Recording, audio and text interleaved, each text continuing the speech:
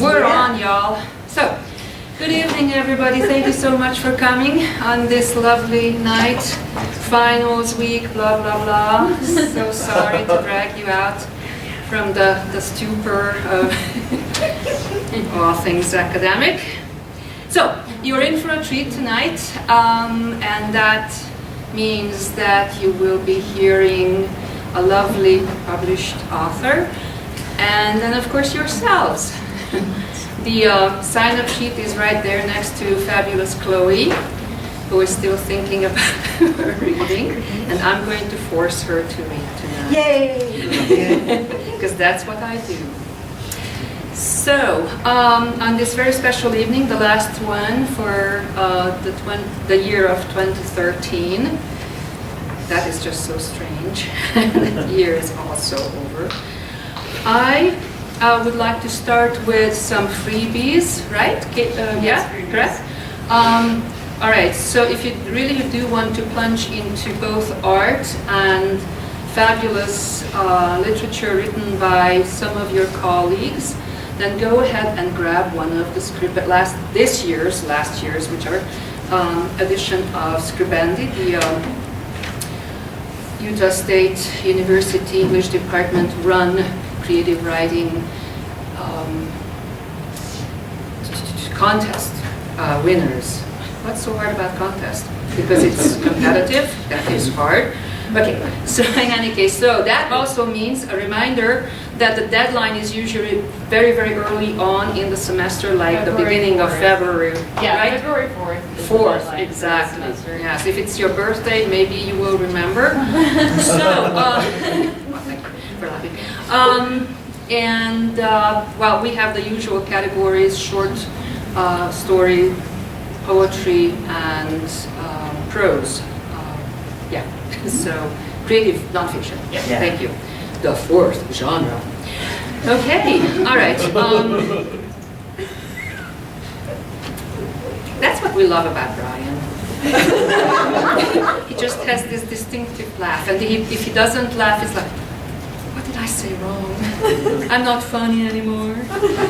Okay, all right. So, I am going to start with thank yous, because those are very, very important. I'm going to start with thanking the library, and Joseph is right there in the back. Yay. Who single-handedly puts all this event up for us and does not take it down. So please remember to take your own chair to the wall at the end.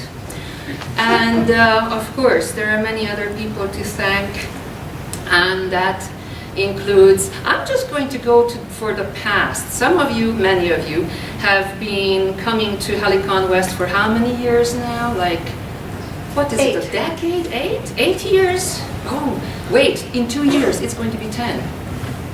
My math is impeccable.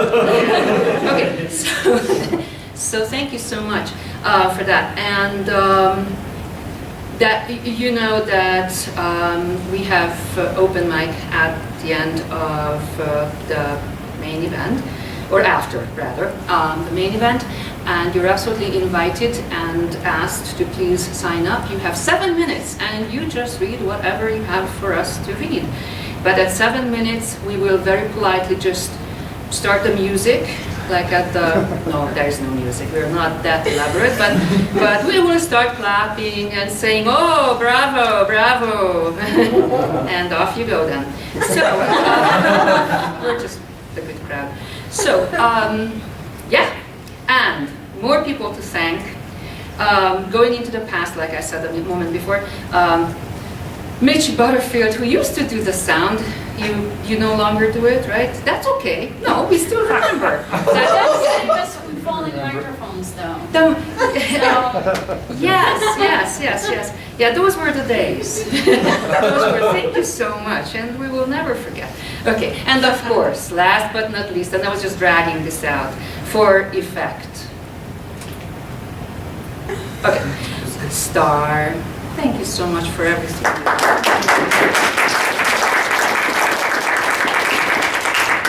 the godmother of Helicon West, as I like to call her.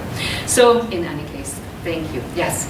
I'm just going to then, without further ado and silliness, I am going to get to our lovely featured author, Sian Griffiths. She lives in Ogden, Utah right now, where she directs the creative writing program at Weber State University. Her work has appeared in Ninth Letter, Quarterly West, Cave Wall, River Teeth, Versal, Court Green, and the Georgia Review, among many other publications. Versal nominated her story What is Solid for a Pushcart Prize, and Janet Burroway. How many of you are aware of Janet Burroway's books on how to write fiction and stuff? Yes, she is out there, yes. And she included her poem Fistful in the 3rd edition of Imaginative Writing. I'm just going to pause here for a second because in my sneaky way, I asked Sian to read this poem to us. Fistful should remind us of fistful of dollars. For those of us who used to be Clint Eastwood fans until he started talking to empty chairs. Well, there are a few of those here. He would just feel right at home. I'm sure. So, in any case. So, earlier this year, New Rivers Press published her first novel, Borrowed Horses, and this is just a card, but the books are absolutely available, and she is going to sign them for you. She's currently finishing revisions on her second novel, and hopefully she'll tell us what that one is about. So, this first one is available right here for $15, which is, a great Christmas present to yourself. Pamper yourself. And when you hear her read, then you are going to dash to the back. I just know that. Well, I also would like to say a few personal things about Sian. Here come the embarrassing details. Sian and I were roomies in Alta this past summer at Writers at Work, and when somebody said Sian is your roommate, I thought, very forward here in Utah. And of course, me, just knowing nothing about the world and its ways, Sian, of course, is a lovely lady. And lovely she is. And I could really give you embarrassing details, except Writers at Work is so intense that we hardly had any time to talk. And when we finally were just falling into bed, it's like, yeah, we haven't even talked, and we won't tonight either. But we did. And she's a wonderful person. She has lovely children whom I haven't met, but I keep hearing stories about them. And she also brought her lovely husband, Daniel, with her. And I'm sorry, I dumped it on you. And they make a fabulous couple. And so she's so dedicated to writing. Let's just talk some serious stuff. That she was so dedicated to her writing and other people's writing. That's why we hardly ever met, even though we shared a room and our beds were so close to each other. And she was workshopping practically all the time, and as you can see, there is the result. Also, if you guys are harboring dreams of being published, then that's what you need to do.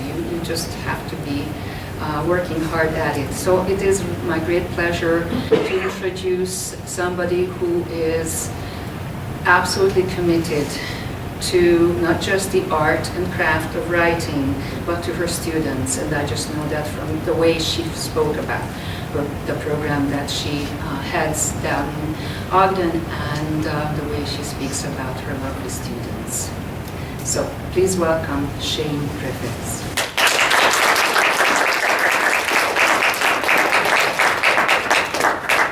Thank you.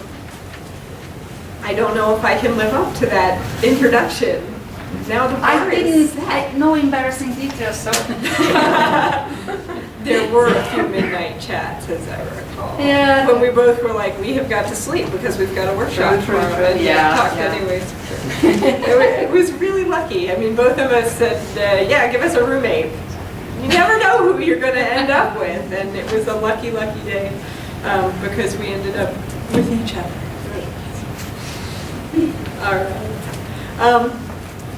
Thank you all for coming out tonight on a cold night when I know you've got other things that you could be doing, and you're here with me instead, and I am very grateful for it, and I'm also grateful that you got me out of my own scholarly final exam grading stupor to come out on this night and do something else. Thank you. I appreciate that. I thought I'd read a few little things and then a little clip from the novel as well. Novels, it's always tricky to read a bit because the intro's setting up the long haul, and the long haul dumps you in the middle of things, and you don't want to give away the ending, so where do you go? But I'll read just a little bit of the beginning of that to give you a flavor for it. But I thought I'd also start with some sort of whole pieces so that I didn't leave you completely hanging on every front. This first piece is a very short piece of fiction called Paper Hats. When you were little, did you make the paper hats that could also be boats and float them around? Okay. So you'll know what I have in mind here. The first one is simple. While his mother finishes adjusting her lipstick, the stranger in the orange tie shows the small boy the series of folds that transforms his mother's Wall Street Journal into both a boat and a hat. That night, everything changes. Bobo Bear becomes Robin Hood, then all his animals, an army of newsprint-topped robins filling his shelf. He folds 16 more hat boats the next afternoon, and so on. He unwraps a Doubleman Plenty Pack to fill the tub with a gum wrapper fleet. He makes 57 newspaper hats to have on hand for his next birthday party, though he doesn't know 57 people to invite. His mother sweeps the hats away in her fierce wind. I hadn't even looked at that paper yet. For a while, he folds smaller hats, hiding them in unexpected places, behind the saran wrap, tucked inside the spare toilet roll. The almonds on the coffee table wear many hats. The hats become more intricate. A fedora, a boater, the cap of an English fox hunter, the Kaiser's helmet. He watches for the battered Datsun and slips out to retrieve the paper before his mother notices its arrival. Afternoons, he walks to the library, studies armory encyclopedias and old-fashioned magazines. His mother now orders 2 papers, but he folds the second as well. He makes rules for his hats. No scissors, no tape, no crayons, no paint. Nothing but the paper, itself and something more, all at once. His mother shrieks to find another journal folded and folded into the neck armor of an imperial Japanese battle helmet. He apologizes by folding her next paper into a GIF, a dainty pillbox clustered. Sorry, back up. A dainty pillbox circled with twisting clusters of roses, each stem delicately thorned. Enough, she cries, and carries armload after armload to the hearth. He can't speak. The match flares, then dims under the paper just enough to raise hope before it flares again. He feels his heart, not beating in his chest, but folding, folding. In this light, all his hats look like boats.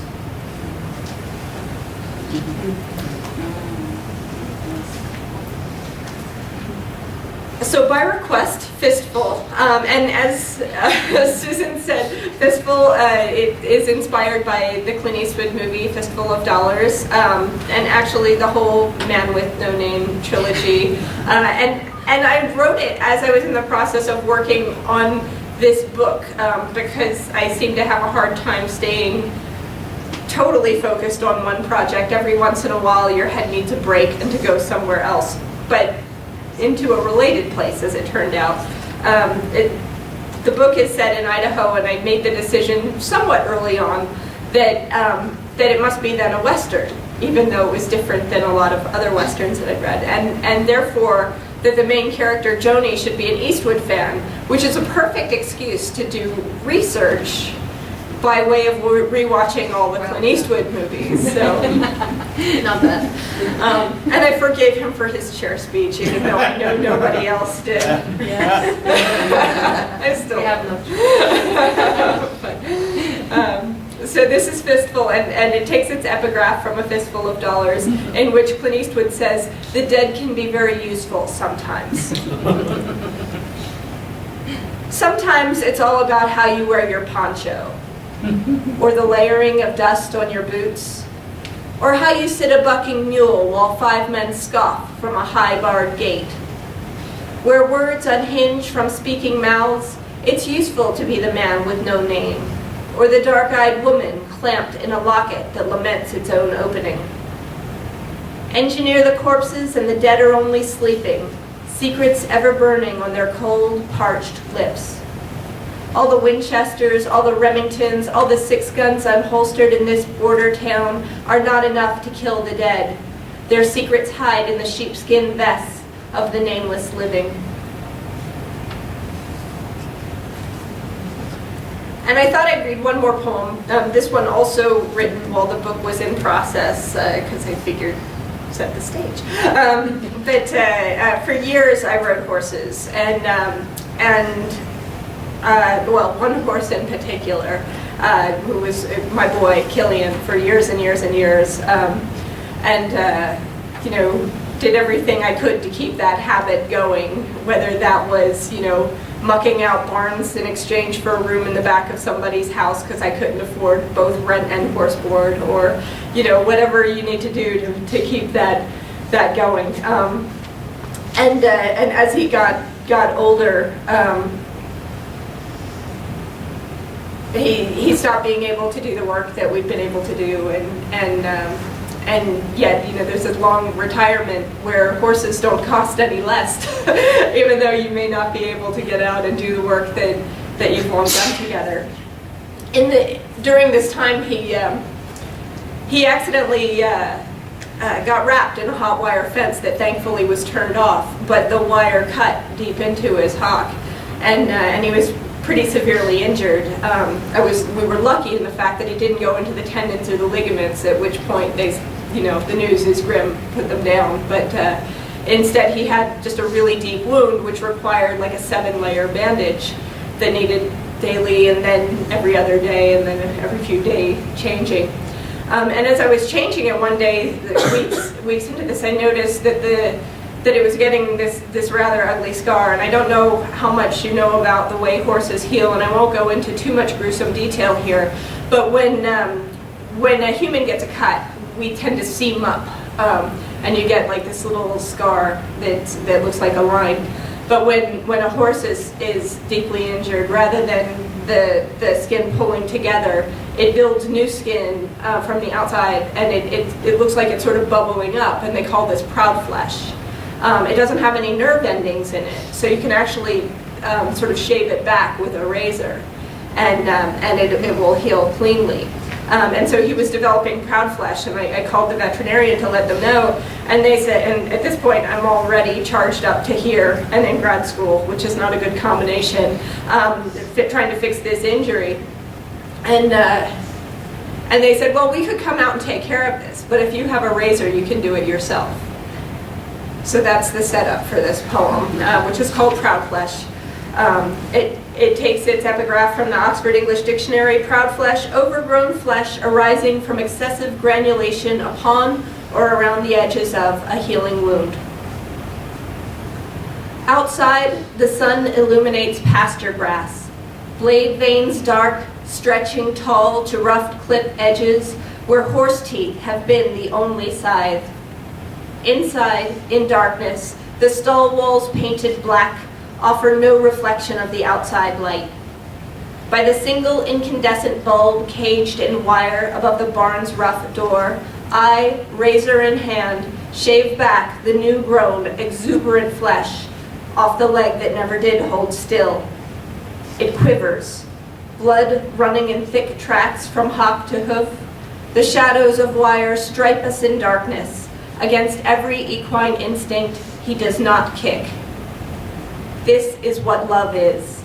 Spattered with blood and bits of flesh, new-grown and pale as grubs, I cut and I cut. My thighs quiver too, my back burns, my eyes blur. This is taking too long and I cut.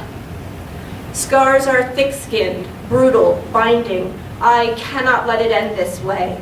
A month since, he wrapped himself in hot wire, him, the horse who never tested a fence in his life. Now, long past showing, long past riding, I preserve what best there is left. He's done the same for me. Divorce is its own kind of wire, binding. There were days too many when I got up only to ride, days when I went to bed right after, straw and dirt still crusting my breeches. He nickered to see me through all that darkness, jumped every fence I pointed him at. The sharp joy that filled his big heart cut me quick and steady until it bared enervated flesh again, opening me to feel.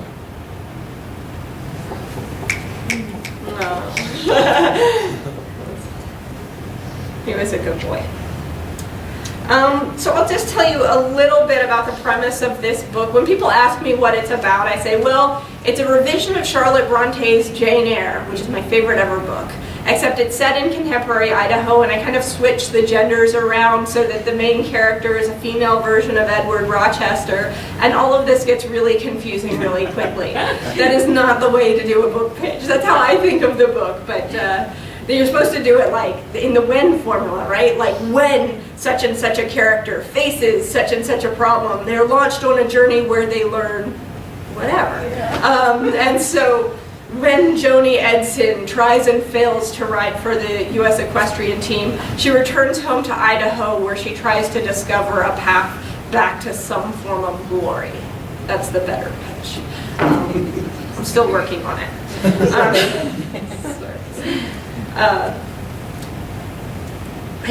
Because I'm reading the beginning, I won't set it up any more than that. I'll just launch right in. It was Eddie, my first real riding coach, who taught me about corners. The corner is where everything happens. By the time you reach the fence, he would say, it's too late. I had to learn that the fence isn't the obstacle. The obstacle is your mind. A stone fence should be no more difficult to jump than a piece of twine strung at the same height.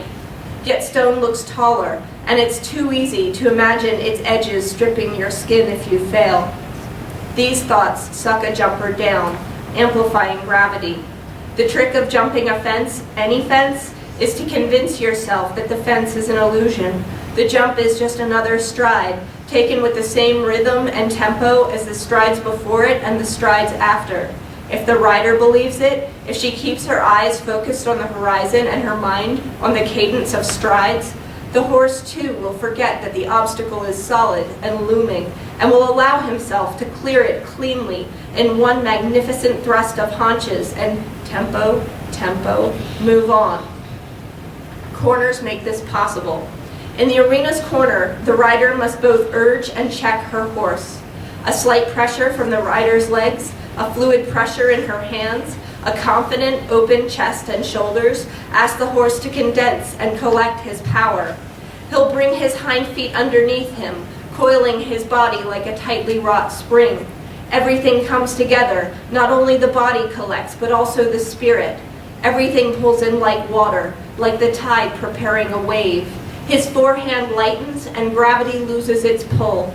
Here in the corner, the laws of earthbound physicality are temporarily stowed, and the jumping of an enormous and all too solid wooden fence becomes possible. Eddie always put it more simply: bend the bow and let the arrow fly. He repeated this phrase, like all the stock phrases that composed his lessons, so that now, years later, I still hear his low and baritone voice in my mind: bend the bow, let the arrow fly. 2 miles north of Moscow, on Highway 95, the engine made a guttering sound, and the needle climbed from black to orange. Smoke curled from under the Chevy's wide hood, softly filling with moonlight. I pulled onto the slush at the side of the road, a single woman in the middle of the night, on a road I'd never found all that lonely until now. I took a sip of coffee from my beaten commuter mug, listening to hissing and ticks. Crap, I whispered to myself, if only to break a little of the silence. I made it into a little song. Crap, crap, crappity crap, crappity crappity crap. For 4 days I'd driven hard, trying to outrun New Jersey. Only the day before I'd crossed the Bitterroots and into Idaho, which would have taxed the engine of my old truck even if I hadn't been driving fast and pulling a horse trailer loaded with everything I owned. A breakdown was inevitable. So reason said. Passion viewed the matter differently. This was all part of the larger accident, ongoing for 2.5 years now, beginning with the day I left Idaho and ending with a whole series of breakdowns. First my horse, then my mom, then my truck.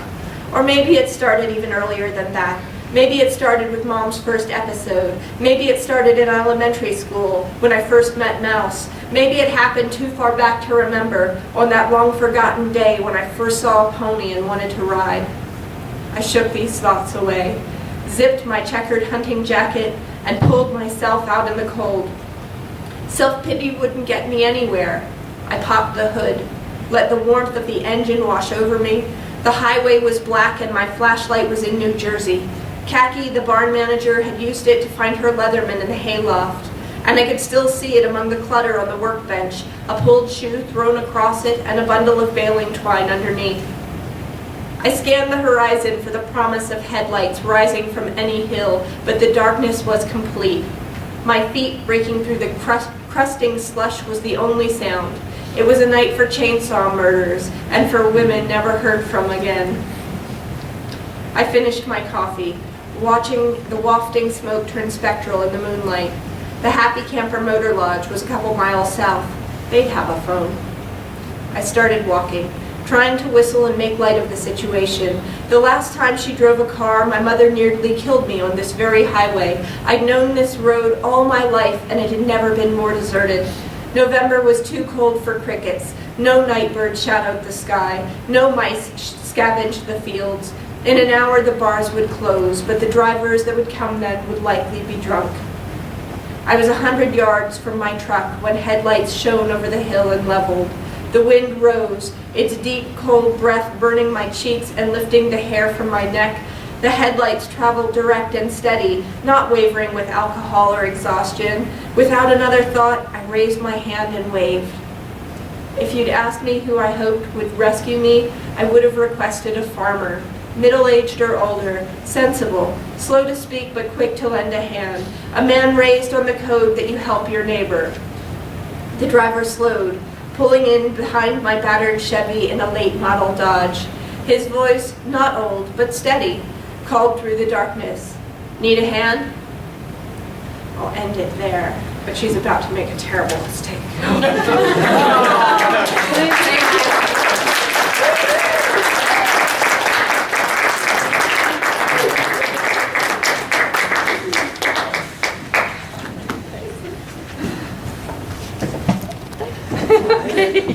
More people are showing up. That's fabulous. Whoa, did I lie to you or what? Oh my gosh, that was fabulous. Thank you. Thank you so much. Does anybody have a question to our author? What happens next? She leaves us hanging. Good thinking. For $15, we can find out. $15, go ahead. They're going back. I'm just wondering, have you lived in Idaho? Yeah. Okay. I went to high school and college there. Yeah, does that really help you establish the scene? I mean, I can feel that you were getting very much into the scenery, into the place. Yeah. I love setting. I love setting in fiction. And whenever I talk about it with my students, they think, oh, but that's the boring part. And I'm like, no, it's the atmosphere. Like, you can use it to develop, all sorts of moods and tensions and conflicts and character, facet, everything. I moved around a lot in my life, and I became really aware, I think, of how deeply the place we live helps develop us as people. And when I wrote this book, I was in Georgia and desperately missing Idaho. And I think, you know, one, I had a horse who I could no longer ride, and I was living in a place where I was longing for another place. And I think all of that just went straight into the book. You know, it became a way to get there, even though I couldn't get there. Mm-hmm. Well, very nice. Yeah, thanks. Thank you, Brian, for the question. Anybody else?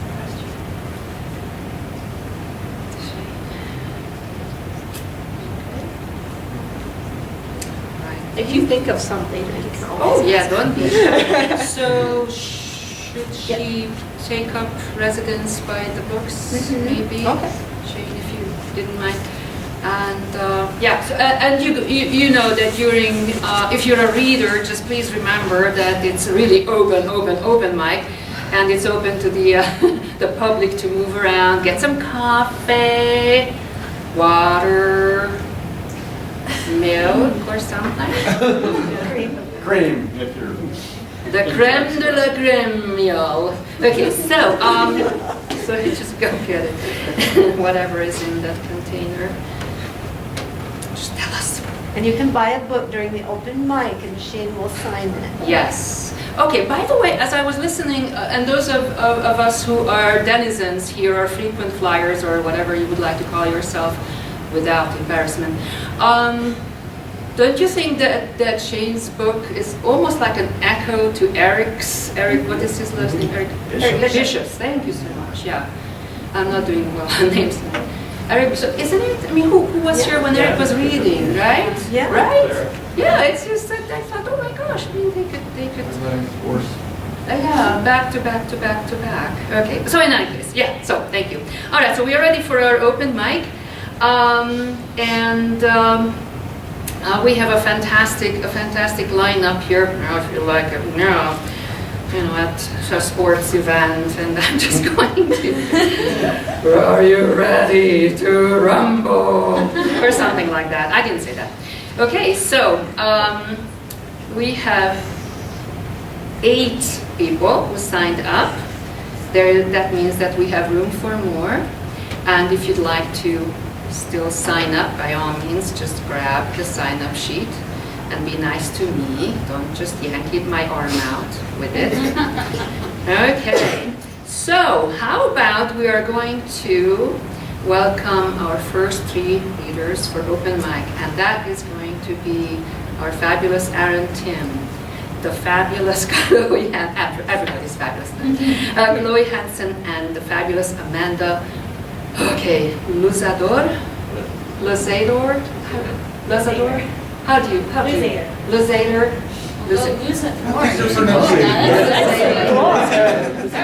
I can do many things except for the right one, right? All right, so give it up for these lovely readers.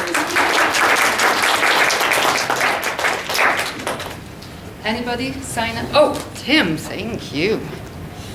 Okay, I don't want to touch that. I'm not going to touch it. Okay, so hi everybody. Hi Aaron. Hi.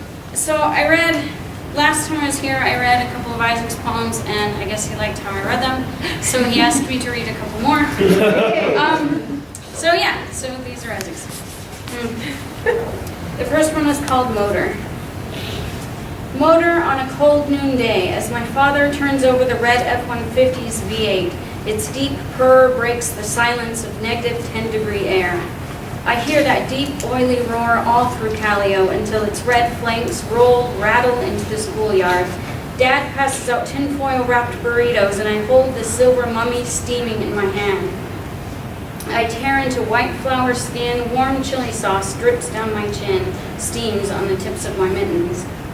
Motor like the last machine in the falling wall of machines that runs from the top of the mill to the bottom. Up the ramp, the old green dump truck, Leviathan, tumbles iron-bearing ore into the hopper, clattering down the sides into the first grinding teeth, then the next, and later to the shaker tables to take out the heavy sand from the light, and at last, the black, oily machine steaming, lifting, dropping mirrored hydraulic arms, black earth falls, shimmering into the last tub. My father says, put your hands in. I sift down to my wrists, feel the cool weight of tungsten. Motoring Leviathan, growling up the grade into the mountains, its bed filled with munitions, tins heavy with tungsten for the U.S. Navy. We wind up jumper-topped mountains and then jake brake grind down into another deep, long valley. We pull into the tiny town of Austin, Nevada. My dad lifts me down from the cab. In the gas station, on my tippy toes, I buy a soda with my own quarters. The clerk, a lady with whiskers, tells us about the castle on the edge of town, made for a bride that fled. Dad says we have to get to Fallon before nightfall. In Leviathan's womb, curled up next to Dad as he presses the red button like a fighter pilot to shift down, I'm rumbled to sleep, dreaming of lovely ghosts and empty towers. Okay, I'm going to slightly edit this one because there's a line I don't like. So feel free to boo, because Isaac's the talent. But anyway, I just thought that you You know it's dangerous to get that door. He's going to regret this. This one is called A New Religion. In the gray slate desert, I will discover a new religion, not for young radicals, poets coming out looking for Walt Whitman, but those who hear a choir and the screaming quartzite howl, who do not fear the rolling sand wall, the storm where the alkali salt carries lightning, where heat rises and radios die. In this chapel, life rises from bone, hides in bleached greasewood, slithers, covers itself in scales, spines, fills its mouth with venom, tears at roadside mummies with talons, spreads its wings obsidian over the corpse. Here the desert expands, devours, divides. In this new myth, is God carried here or carried him from here? Will there be baptism from where toads lie, waiting for resurrection? There will be new saints, Joshua walking behind the ark for shade, but losing the will. He will bury his feet, grow serrated leaves, raise his arms to heaven. And Coyote, who knows all things, that dusk brings penance, and he will wail to ancient gods. Old religion echoes across the white top where the divine hammer struck. And at vespers, life will rise, cross the sand sideways, glide on wings of whispers, eyes like lanterns to scurry up fear, talons, long-tailed kangaroo rat running, hiding, feeding, small struggles, blood prayers. This new religion will command young poets with its silence, give the patience of the desert, and then the penitent will hear the song of the Milky Way, know the joy of smallness. Thank you. Woo!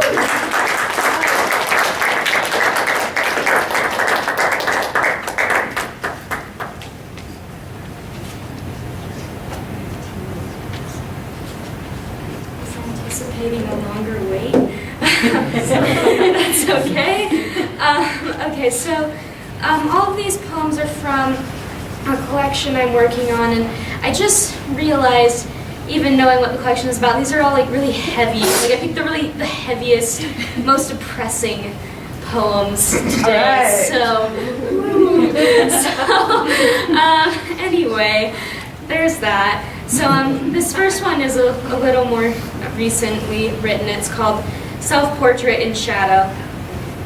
Here is the shadow. She is skirted and full like me. See how her arms move to enfold the air, to hold light tight against her until she disappears. This is her face. It shades mirrors and windows, but she cannot see herself there, guarded by the deep penumbra of hair. This is her body. She does not fit inside of it. It grows small and shapeless, pressed to the wall. These are her fingers, like the thin smile of the moon. See how they curl around empty air, how their curves unfold like water on sand. And then this next one is oh my gosh, my brain's like, a villanelle called Defibrillated. It seems there's something dead stirring in me. Like Lazarus, it rises with his call. I marvel that nobody seems to see. It reeks and shrieks and writhes between my bones. This worm, this Abaddon, Mephistopheles. It seems there's something dead stirring in me. I am no cage, no master to this thing. It snaps me at the spine like a soft white tree. I marvel that nobody seems to see. And when he comes wrapped in a robe of fire, light streams through me like morning between blinds. It seems there's something dead stirring in me. This dead thing thumps and thunders to a beat, a tick and talk that animates my flesh. I marvel that nobody seems to see. He reaches between ribs and strokes the beast, the red and rotten thing I can't defeat. It seems there's something dead stirring in me. I marvel that nobody seems to see. And this one's called His Funeral. You are a figure in wax, cracked from a hinged plaster mold, your face scraped of seams and painted in life colors, blood, blush, bone. Your lips are sewn up like a doll's, your chest moves as a doll's chest. Not at all, not at all, you are still as china. But a doll's eyes, my ruined plaything, flutter open and close with a plastic click, more lifelike than you. Am I too old to cry over broken toys, I wonder, and shut your heavy box? And then this last one, it's on my phone, so let's see if I can read it. This is a Hazal. It's called Antam Sanskar, which refers to the Hindu and Sikh burial rites. And I thought that was appropriate just because Hazal originated in India, and I love everything about India, so I got excited. Anyway, so it's called Antam Sanskar. Pink phlox and pedicellate facella refuse to wither, blush open, like lovers' lips in a forbidding kiss to the desert air they open. Cumulonimbus clouds cry out their wet and heavy woes in droplet-sized complaints, but show restraint above the desert as if they were embarrassed to be so open. Pedicellate facella and pink phlox burn and curl on their sandy funeral pyre. Each petal takes a turn to scatter ashes into the cruel open. Eyes glued shut as if by a mortician's hand, lids bury the dried up bulbs, but they've seen too much of the red light beyond to pry their seals open. Mouth a slim, sharp fissure, lips of red rock and sand make a slot canyon, lungs too far below the sun to force their stone pores open. Under a disdainful eye, what can a wilting girl like me do but let the heat pierce her skin, curl her pink petal bones open?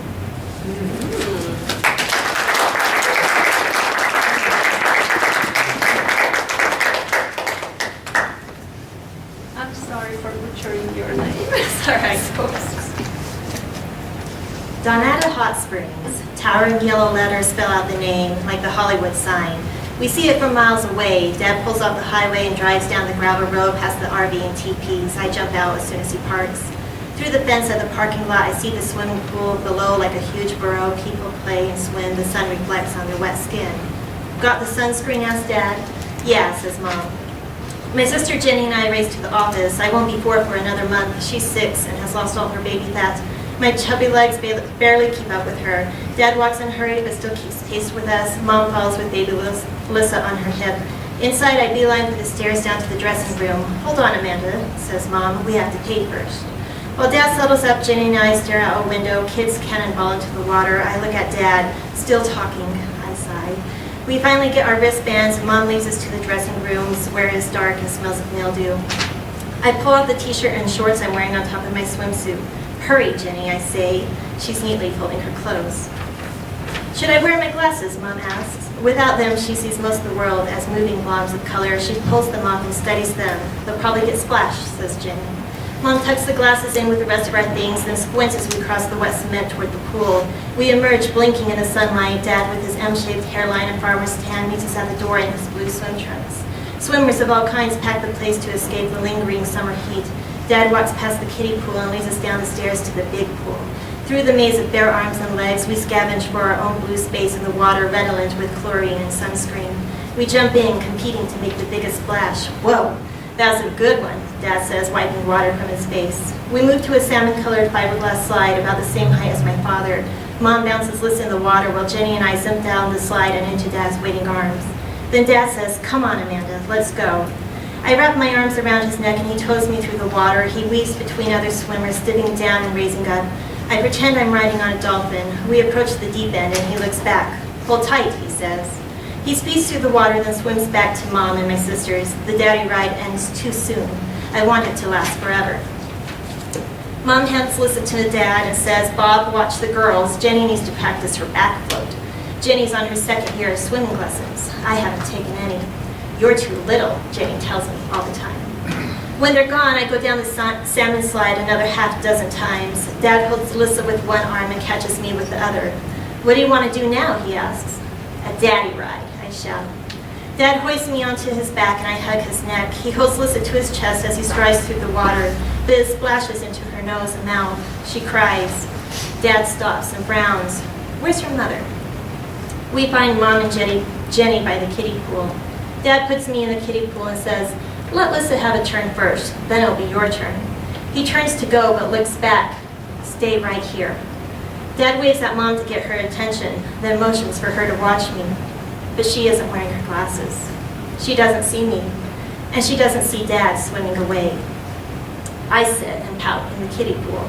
The only other kids are babies holding the fingers of their mommies. Then I catch sight of the salmon-colored slide. A couple boys about my size climb the ladder, slide down, and swim out. How quickly they are in and then out of the pool, over and over. Daddy has not returned. I step onto the rough concrete of the deck. Water drips off me. Arms folded, I watch the boys slide into the water, and they're out again. I smile. It's so fast. I bite my lip and climb the ladder. Come on, go! Someone behind me. I push off and air rushes past as I zoom toward the pool. It's deeper than I expected. I'm somewhere between the water's surface and the bottom. I swallow water. Sputter as I bob to the top. One of the boys careens down and rounds into me. I gasp at the impact. More water rushes down my throat. I'm beneath the water and further out. My arms flap as I struggle upward. I tilt my head back, chin high. My mouth breaks the surface, but my concentration goes to breathing and my arms forget to move. I sink. Water fills my unfinished breath. Lifeguards watch over the pool, and I'm surrounded by adults. No one notices me. I dog paddle and bob, desperate for breath, and all around me, no one knows. A big-bottomed woman bumps me, and the edge of the pool is now a mere 2 feet away. My fingers with warm magenta polish on the tiny nails slip against smooth tiles, and then sandpaper down the side. I have no more strength. I fall and fall. Mom feels uneasy and looks out at the rest of the pool. She only sees clouds of blurry figures. She leans forward, squints. Her eyes pause on a girl doing a perfect dead man's float. Go pick up that child, she hears in her mind. She shakes her head. Absurd. There are adults right there, probably her parents. She turns away. Pick up that child. Mom searches for Dad. Her heart beats hard as she squints. Get out of the pool, Jenny, she says. I float with my eyes open, unable to move. Everything softens as though the world is painted in watercolor. The muffled pool sounds change like the ocean through a seashell. The world is soft, calm, and slow. I drift, my course changing only when I bump other swimmers. Mom slips her hands beneath my armpits and lifts. The worlds assault me. Colors too loud, sun too bright. Mom's in front of my face saying something. People gather around. Her forehead is wrinkled, eyes wide. I hear her, but I don't understand. I feel like someone flipped the lights on while I was sleeping. I open my mouth to speak, and hot, chlorinated water spills to the ground. I vomit through my nose and mouth again and again. I feel saturated, like there's water in my stomach, in my lungs, behind my eyes. My throat and eyes and nose hurt like sunburn. I cough and splutter. I'd hear Mom repeat the story many times at family gatherings or as a warning before swimming. This has kept it from fading even as years went by. She always ends by saying, "There's a reason you're here. God has a purpose for you." And she rubs her chin and studies me as though I hold the answer to some question. Though I have no children of my own now, I stay in shallow water and go deeper only if I have something to hold on to. I'm scared of other things too, bugs, bats, spiders. I'm terrified of anything happening to my loved ones. I have an irrational fear of birds.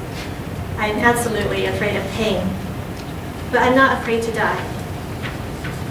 Because when my dreams take me back to the pool, it's always to the softening. And the dreams aren't nightmares. In the dream, I'm alone. Everything is still. There is no time. There are no worries or fears. Nothing exists but me, floating through turquoise tranquility. Whoever I am when I am there is okay. Everything is okay. Peace, not water, fills the pool. And waking is always just one deep breath away.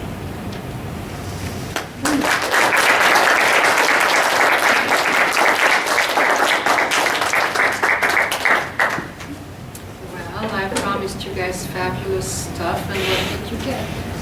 Fabulous stuff! Wow! All right, that amazing. So, Chloe, you said you're working on a collection, right? Fantastic. And I think I know that Isaac is also working on a collection. So, Amanda, I remember hearing you reading these kind of autobiographical pieces. Are you working on a collection? No. Not yet, not yet. The answer is not yet.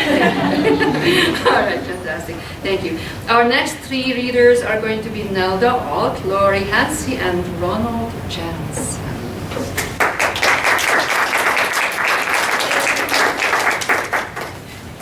The last time I was here, I read a refugee poem. So this is another one. I used to work with refugees, and then my position was cut, so I now volunteer with refugees here in Logan. And for the most part, they're from the Thailand-Burma border. And for the most part, every family here in Logan has someone who works at the meatpacking plant in Cairo. And so this poem is kind of taking that fact and that this part of every family's, like a huge part of their life, and combining it with an expression that I've always thought was a strange expression. But the title is "Sorry, I'm going to butcher your name." Thank you. So you're welcome. Okay, so Funny you should say that. Yes. Because my tongue and teeth, razor keen with that which I do not know, will not pause to incise cleanly. Watch me as I follow a line down the belly of your name, slowly pressing sharpened blade, cleaving you into halves, quarters, primals, without so much as a wisp of prayer. They bled out the memories that slaughtered, your mother, the running, the dead baby, the lost sandals in the river, the butt of the gun to the head. All that connective tissue slit away as I exhale. Viscera and awful slide to the floor. I'm going to butterfly the vowels and consonants on this page, deftly avoiding my own fingers.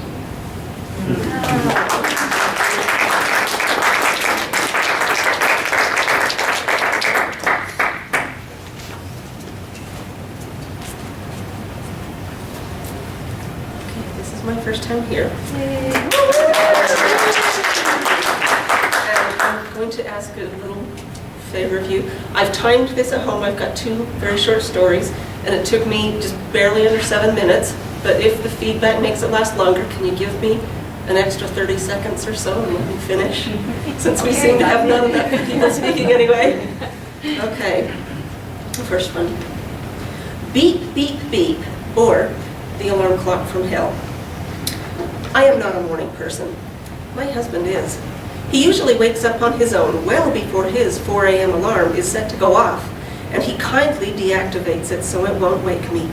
Then he goes for a run or a bike ride, he showers, eats breakfast, dresses, and is ready to leave for work at around 5:45. He always wakes me up to give me a goodbye kiss, after which I stretch, yawn, savor the bliss of a cozy, warm bed, and then fall promptly back to sleep. An hour or so later, when my alarm goes off, my arm shoots out reflexively and hits the snooze button almost before the detestable beep can even sound twice. Then I lie in bed, halfway between sleeping and waking for the next 20 or 30 minutes, hitting the snooze button as needed, until I can finally work up the impetus to get out of bed. This is an average morning at our house. Then one day, not long ago, my husband had to go to an early morning meeting in a city about 2.5 hours away. He left so early that he kindly decided to let me sleep, and he didn't even wake me to give me the usual morning kiss. Unfortunately, he forgot to deactivate his alarm before he left, which, as I explained earlier, was set to go off at 4 a.m. Now, before I go any further in this story, let me explain the fine points of my alarm clock. Like most alarms, if the largest button, the snooze button, is pushed, the clock will be silenced temporarily, allowing the snoozer exactly 9 minutes of peace before the alarm rings again. However, my clock has another slightly smaller button that we will call the magic button. When pushed, this button sends a message to the clock, whether the alarm is ringing or not, to not beep again at all until the next morning at the set time. Pretty cool, huh? At the time, though, I didn't realize just how cool my clock was. I thought that button was pretty much standard on all alarm clocks. Oh, how wrong I was. Back to the story. So there I was, sleeping peacefully, when suddenly, beep, beep, beep! My first reaction was to reach for my clock, but I soon realized it was my husband. It was my hubby's alarm. So I pulled the pillow over my head to muffle the noise, wondering why he wasn't turning it off. Being suddenly awakened at 4 a.m., my brain only functions at about 10% capacity. So by the time I figured out that my husband was long gone, and it was up to me to silence the alarm, I was more than just a little irritated. I quickly threw back the covers, leapt out of bed and across the floor to the alarm and began punching every button I could find in the darkness. Soon the noise stopped, and I hit a few more buttons just to make sure that at least one of them was the magic alarm button. With heart pumping a little more than usual, but still with ample drowsiness, I snuggled back into bed, and after a while I was asleep again. Beep, beep, beep! I sat straight up, angry at the clock and angry at myself for failing to find the magic button. I scurried across in the dark again and pushed button after button. When I realized that I had accidentally changed the clock's current time, I got a great idea. I set the clock 3 hours ahead, so that even if I hadn't found the elusive magic button, the clock would think that the alarm wasn't set to go off for another 3 hours. Confident that I had finally eradicated the problem, I shambled back to bed. But this time, instead of falling quickly to sleep, I lay in bed fuming for a while. Beep, beep, beep! Got to be kidding. Incredulously, I climbed out of bed, glaring at the demonic alarm clock. This time I turned on the light so I would know exactly what I was doing to that clock. I first hit the snooze button for immediate silence, and then I started investigating. There was no magic button. But down on the side of the clock I found a tiny on-off switch. I switched it off. Then, just to be sure, I followed the cord to the wall and unplugged it. Then, just to be extra sure, but mostly because it made me feel better, I flung the alarm clock across the room, and then I went to go eat some chocolate. This next one is, who's going to Bethlehem? When I was young, every Christmas Eve my family portrayed the nativity story, complete with shepherds, wise men, angels, even sometimes a real baby, if one had been born lately. The younger children's speaking lines started out very short and simple, increasing year by year. I had been an angel for the last 3 years and had started with simply, "Unto you a child is born." Now, at age 7, I had memorized the entire Angel of the Lord part, from "Fear not," all the way to "Dressed in swaddling clothes, lying in a manger." I was very eager to show off my performance, as was my little brother Russ, who was barely 4, and as a shepherd had practiced very hard to learn his simple line, "Let us go to Bethlehem." That evening, as Dad narrated about shepherds abiding in the field, Russ entered right on cue, dressed in a much too large bathrobe, with the sleeves rolled up, and a bath towel held on his head with a robe. In his arms, he carried our little white poodle, who didn't seem to be very happy about playing a sheep. But that didn't stop all the aunts and uncles from oohing and ahhing at how adorable Russ was. The narration continued, and I entered in my light blue nightgown and silver tinsel halo, not getting nearly as much admiration as Russ had. But when my speaking part came, I proudly recited my lines, knowing the audience would be deeply impressed with my lengthy proclamation, as of course they were. Russ and I were a sensation. Now it was Russ's cue for his line.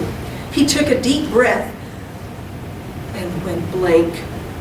In panic, he looked around the room, then up to me, his eyes pleading for help. I was just about to bend down and whisper his line when suddenly a huge beam of relief spread across his face, and he proudly turned back to the audience. With perfect enunciation, he proudly proclaimed, "Salad, go to Bethlehem." Yeah, it took us a few seconds to figure that too. But now, and forever after, everyone in my family always smiles whenever we hear the words, as only a 4-year-old would hear them. Let us go to Bethlehem.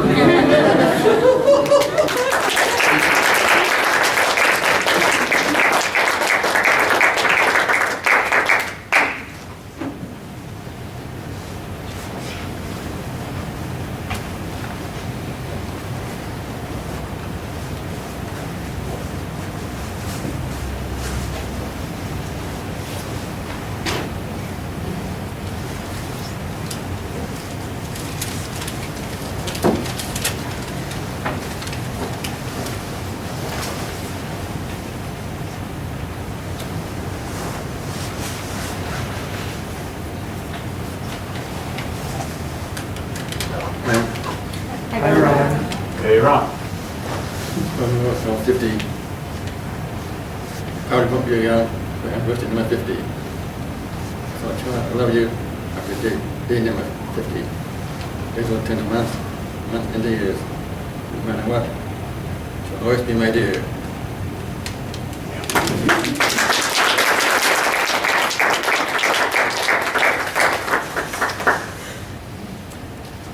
Right, fabulous. Yeah, continuing. Thank you so much. So, I got my book. And I will not tell you how the story continues. Okay. Well, is there anybody else who would like to sign up to... Caitlin, all right. Okay, guess what, Caitlin? You're up. Okay, almost. Okay. So, our next three readers are the artist formerly known as Tim. It's all he put was Tim. And then we, of course, will have Caitlin and Chad Van Zanten. Come on up. Formerly, presently, in the future. Oh, that's Tim. I answer to most anything these days.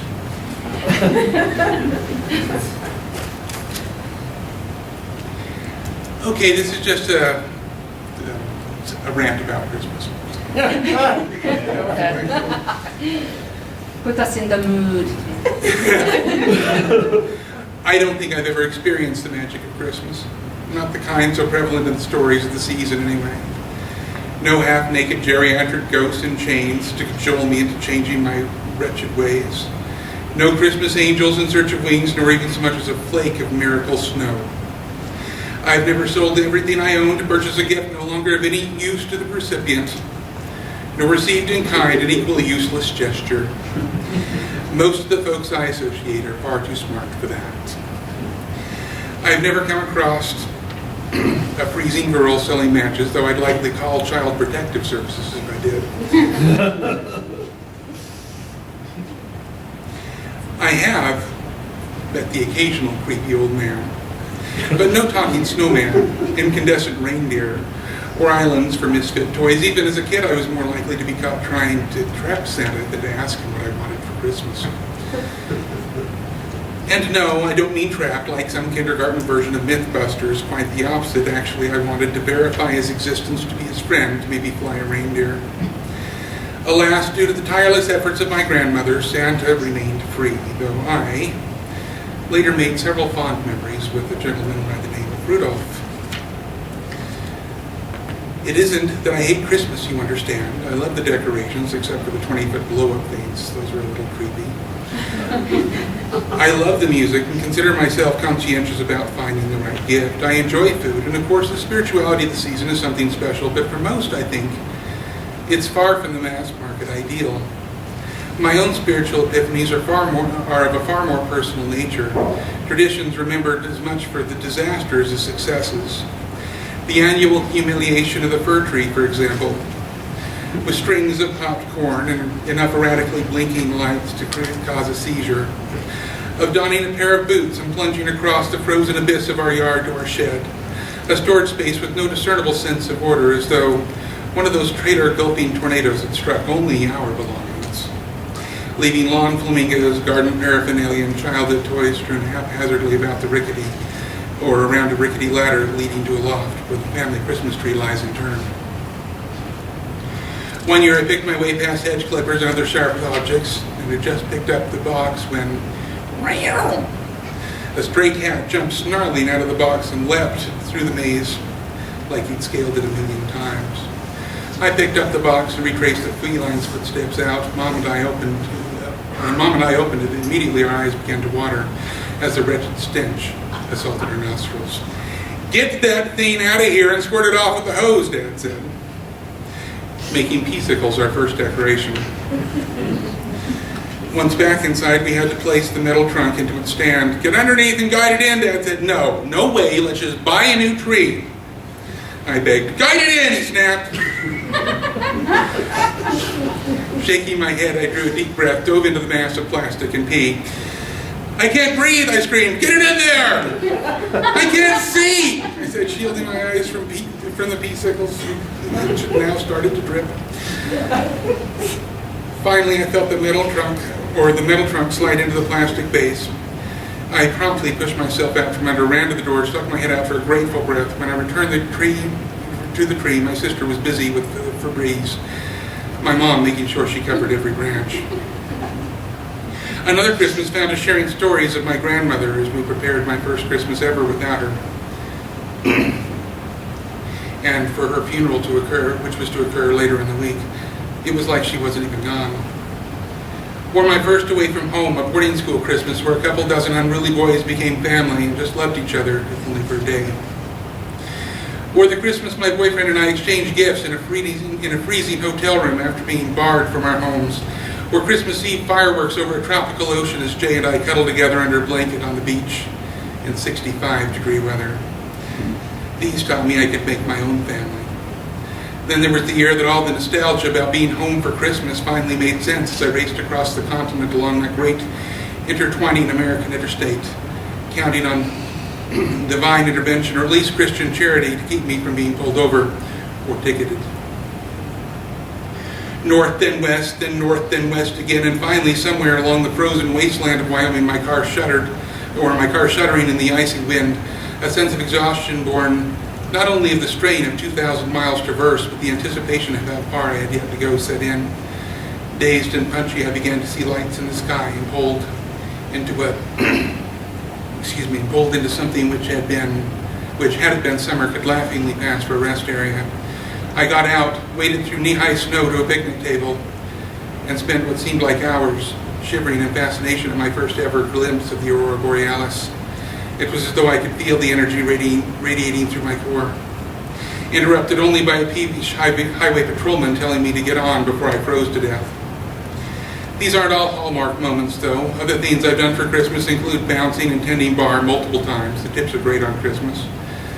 I've eaten Christmas dinner in a convenience store outside of Dallas, where I learned a lesson in the meaning of charity and the value of giving. A trucker, upon hearing an obviously affluent woman's response to a homeless man's request for change, "Don't, he'll only spend it on booze," prompted the man to invite the man inside for a nuked burrito. And when our holiday feast was done, sent him on his way with a bottle of Lord Calvert, a marathon candy bar, a $5 bill from each of us. I've gotten drunk in a piano bar while a coked-up drag queen performed Jingle Bells from within a powdery cloud at 3 times the tempo, like a 78 RPM record. Been trapped with an Iranian cabbie in a snowed-in taxi. Gone to the movies multiple times, ordered pizza, eaten at McDonald's, eaten at Denny's, all alone. Relaxed at a bathhouse with Jesus. And far too many similar years taught me that while most celebrate in earnest, much of America can only endure the holiday season. The widowed, divorced, estranged, relocated, not to mention the religious refugees, the Jews, the Muslims, the atheists, to them, the words Merry Christmas can be the holiday equivalent of let them eat cake. My point, I wonder that myself, maybe there isn't one. Each year I'm reminded that Christmas is more than gathering for, preparation of, and enjoyment of the family feast. More than giving or receiving the perfect gift, or more often than not, pretending the gift is perfect. Christmas for me is reflection. I don't think much anymore about the gifts I receive, or how many presents I was lucky enough to unwrap. Rather, I think about the people I've met, the adventures we've had, and wish the very best for most of them anyway. For my part, the house is warm, the presents are plentiful, the Christmas tree both brilliant and beautiful, and best of all, if I get real close, I can still smell the faintest aroma of Febreze and cat piss.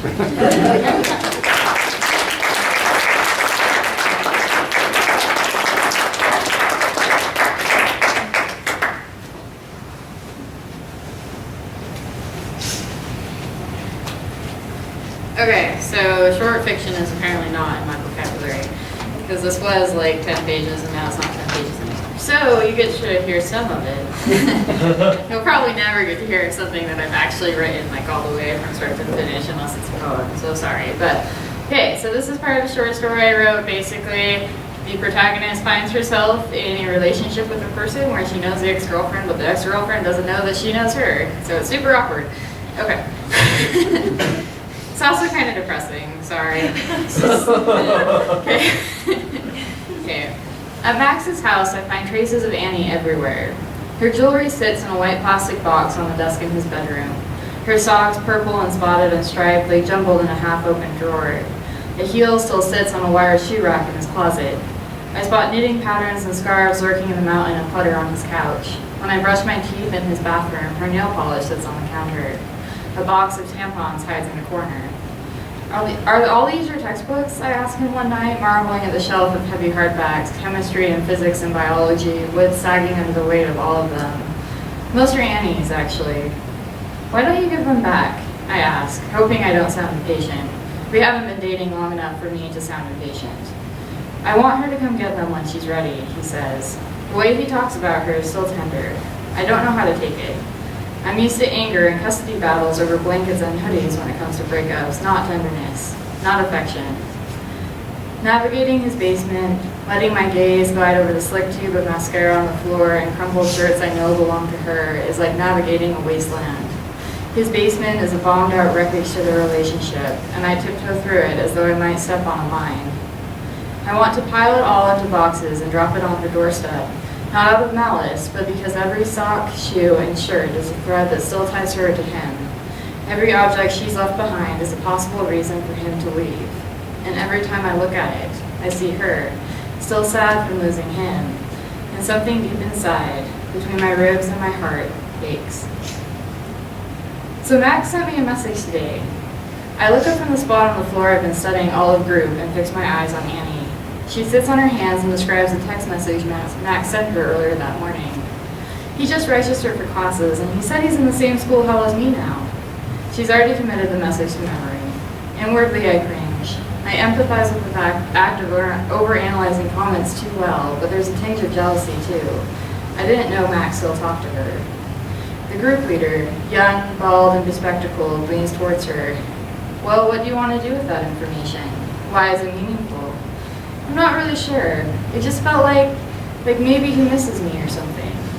Tears already wobble on her eyelids, and the nearest group member has a box of tissues at the ready. What do you guys think? Her gaze settles on me. I know she wants my answer in particular. For some reason, she values my opinion, which only makes me feel worse. I shift in my seat and stroke my arm. Max covered the scab with Neosporin and a Band-Aid earlier that morning in hopes I wouldn't pick at it. The edges are smoother now. It's harder to pick, and it's beginning to heal. This hour and a half, however, might do me in. I think you need to reconsider your reaction more than anything else, I tell her, keeping her gaze. If I look away, she might know. Sometimes I think she already knows. I'll say something about a guy I'm dating, and she'll narrow her eyes at me.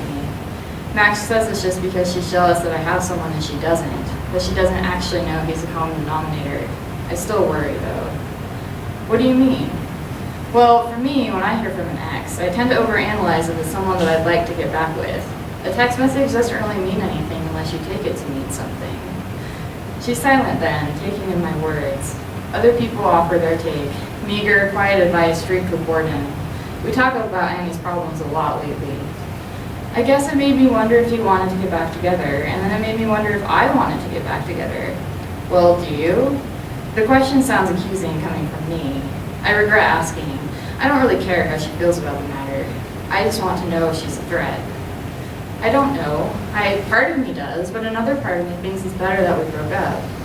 For what it's worth, I say, my fingernail catching on the lip of the Band-Aid and pulling it off my arm, taking a few hairs with it. I think you seem happier without him. It's a lie. I don't know if she's happy or not. She cries the same amount anyway. But it mollifies her, and she smiles and looks down at her knitting and allows us to move on from Max. We spend the rest of the group talking about demanding professors, and when group is over, I speed out of the small room and down the hall before anyone can stop me. When I meet Max at the coffee shop later that day, I slide onto a bar stool and drop my backpack on the worn wood floor beside me. I can't keep doing this. We have to tell Annie. You're right, he says. We do. I feel like I'm a double agent. I know things that I shouldn't, and she's sitting here asking me for advice on, well, I can't tell you. But she's asking for advice, and it's not exactly a topic where I think I should be giving advice. I need to tell her. She knows, he says, sipping chai from a heavy cup and looking down at his book. I stare at him panicked. She knows? A mutual friend saw us together. She told Annie I was getting all snuggly with some brunette. The hair color is auburn. There's red in it. Max rolls his eyes at me. That's not the point, Audrey. Annie freaked. She called me a few hours ago. I know it isn't the point, but I'm panicking at the thought of being found out, and all I can cling to are shallow details. She wasn't supposed to find out via someone else. She wasn't supposed to find out like this. Maybe not at all. Does she know it's me? I don't think so, but she knows there's someone. She'll figure it out sooner or later. I sigh and look at the mug of chai Max brought for me before I came. I haven't touched it, and the milk foam wilts and dissolves. I don't even want it. I push it toward him. What are we supposed to do? Meet up with her, I guess. He puts a hand over mine. His glasses glint in the fluorescent light above us. Even though it's early evening, it's already pitch black outside and freezing, and I imagine we look like porcelain figures framed by the bay window. I wish things could stay like this, static, but they have to change. Don't worry, Audrey, he says, leaning over the table to kiss my cheek and nearly jeopardizing the cups of chai in the process. It'll work out. She won't be too mad. All I can see is Annie's face earlier that day, her cat-like eyes rimmed with tears, looking at me so earnestly I have to look away. All I hear are her sobs from that first week after I met Max, before this became so complicated. I don't know if it'll work out, but I don't say anything. Max finishes both of our drinks and takes my hand as we walk out of the coffee shop. In the car, he nuzzles his head against my neck, and at his house, he pulls me into his room with him, tugging at the buttons on my dress before we cleared the kitchen.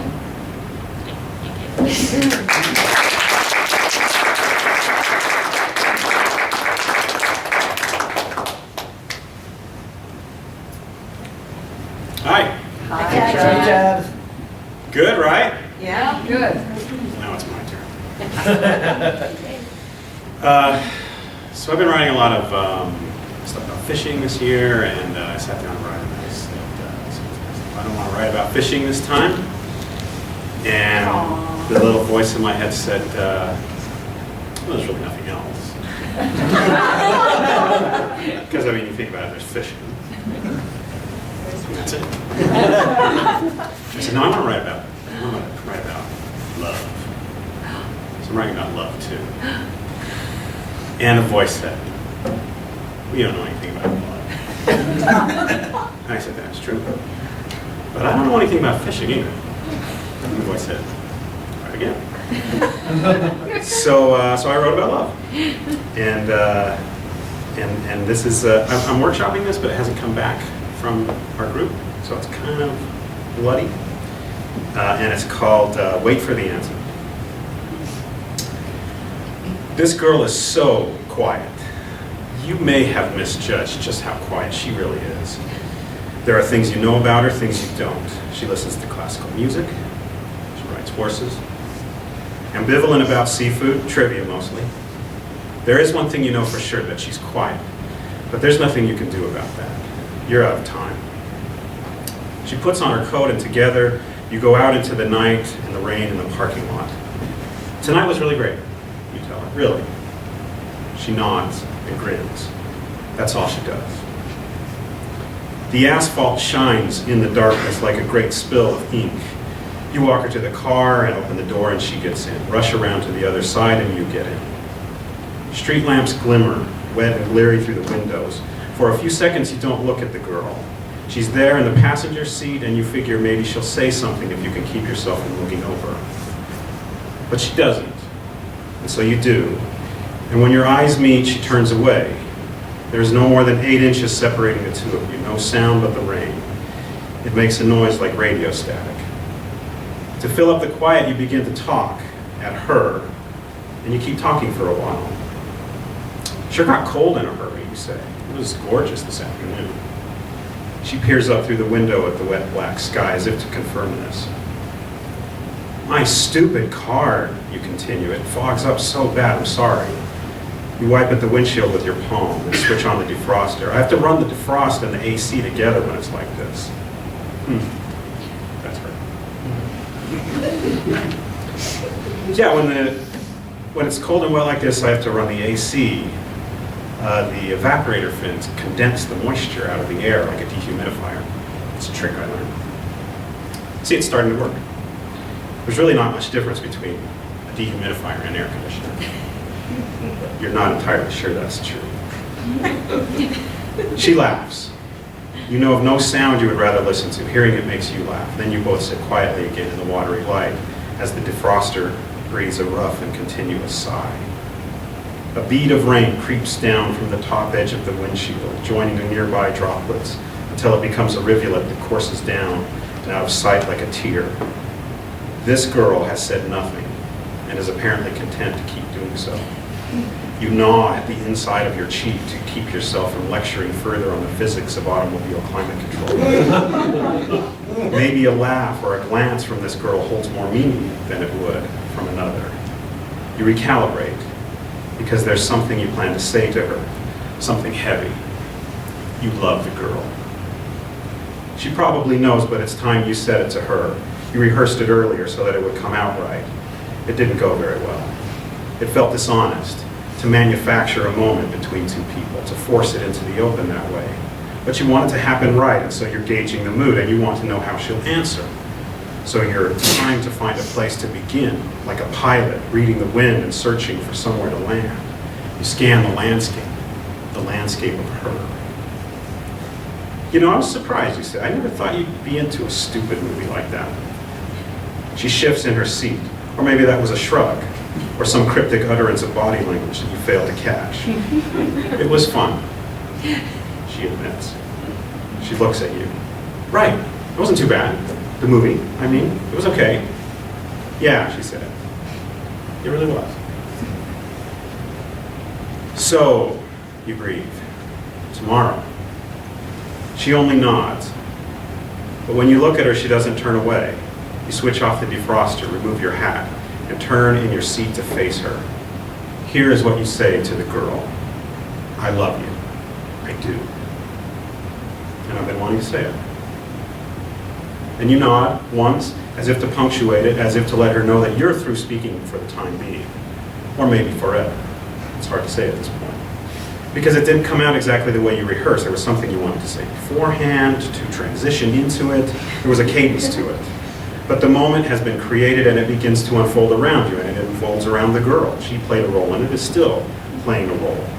And so you discover that any such moment must be forced into existence, or else it couldn't exist at all. Like a line of words in a love letter or a parting embrace. They are intentional acts to be held between two people, even if only for a short time. The girl puts her face in her hand and cries. She cries because she leaves tomorrow. In the morning, she'll be gone, and you will likely never be together again. You haven't decided what this means or what can be done about it. So you take her in your arms and you hold her, and you keep holding her for a while. She squeezes you hard, buries her face in your shirt. You breathe in the smell of her and pull her softness against you. Through her sobs, she whispers your name.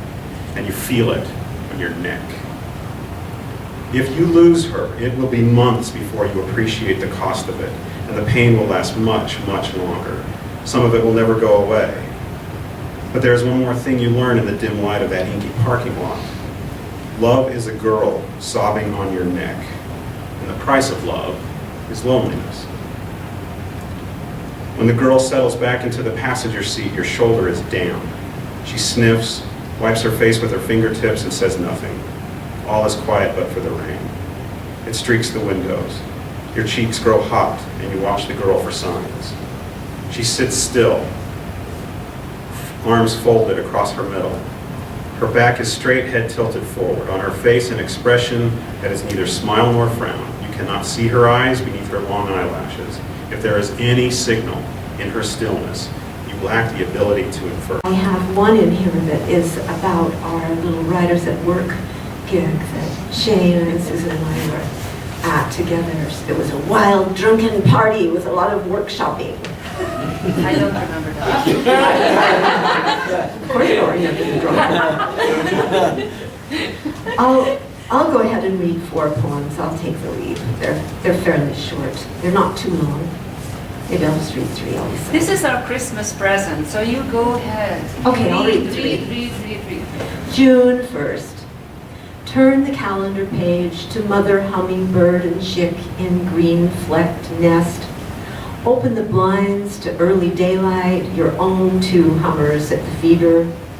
If you had all day, every day, in the bosom of June, you could choose what to make of your life. This one is from November, and it's called The Falls, and it's a prose poem. It's prose.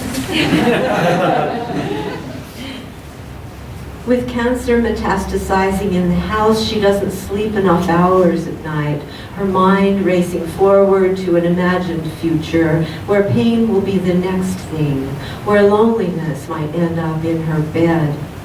Even the next day begins cutting a new pattern well before she should be rising, but she rises anyway, the list of worries building on the page she hates to turn.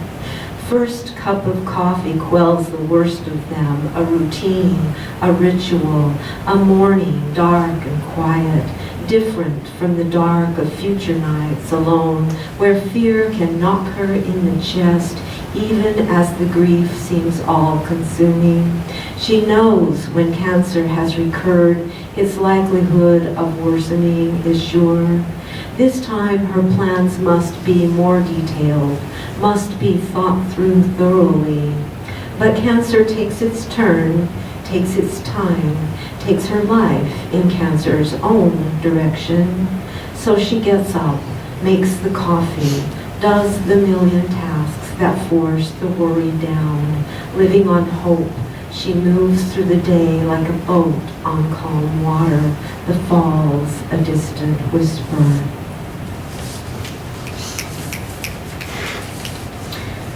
My last poem is the Writers at Work poem, and I revised this quite extensively actually, and it's a dream.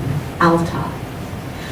I dream of you, Alta, your grand old bones of virgin wood, wide stairway down from the high road, bright yellow caution strips where the steps are uneven, listing, slanting, so my friends and I feel halfway drunk, half gloriously drunk, as we descend from the parking lot, our cars parked nose to cliff at 9,000 feet.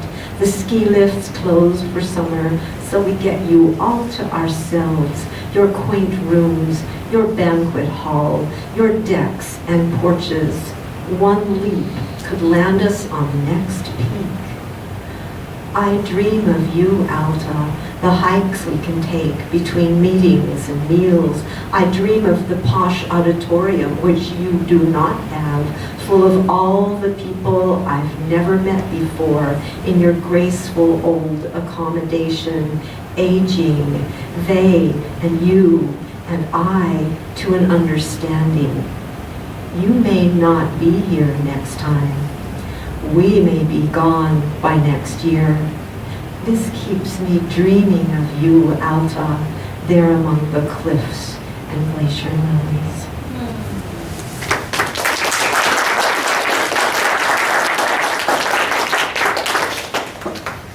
Well, once again, I live up to my promises, grand finale. That's what it was. Thank you so much, Star. So, okay, well, okay, so you got me started on tears, so I should just shut up.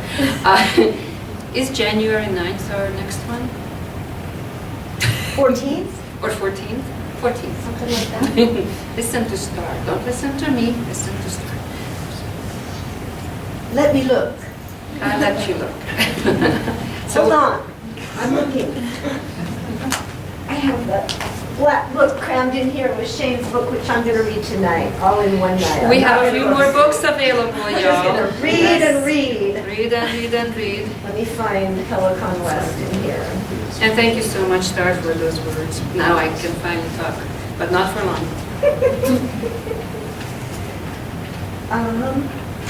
January 16th, Liz Stevens.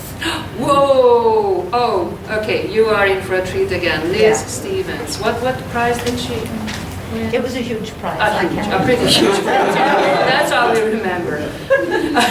So she was a graduate student here. And at she UC. started the first summer Helicon West at the amphitheater. So, yeah, so Liz has roots deep down. So thank you so much. Have a very joyful holiday season, whatever way you would celebrate. Maybe Tim's way. Fall in love Chad's way. All right, thank you so much. Fabulous stuff. And Lori, right? Yes, Lori. Thank you so much for coming. And this was your maiden voyage. You survived, yay! And please keep coming. Bring us more good stuff. Thank you, and that goes for everybody. Thank you. Thank you, Susan. Thank you.